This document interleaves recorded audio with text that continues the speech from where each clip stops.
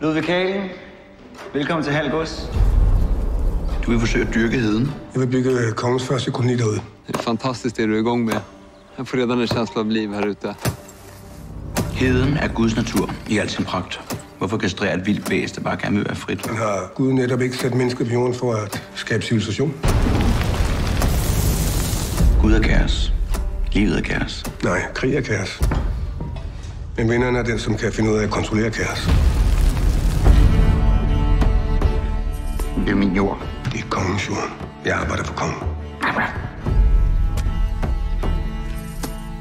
Hold op med at tale om kongen, som om du kender ham. Han ved ikke engang, du findes. Og du kommer til at lykkes med at bygge din koloni derude? Ja. Hvis du bekriger ham, så risikerer du alt. Schenkel stopper ikke, før han er vundet. Jeg har brug for dig. Du vil bare have din adelige titel, så du kan mænge dig med de fine folk.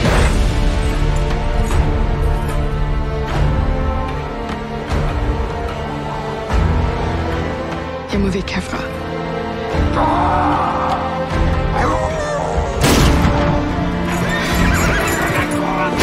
Vi vil fan inte dö för det är ett helt projekt.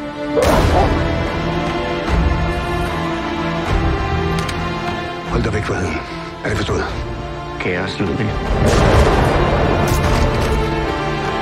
Livet er kaos.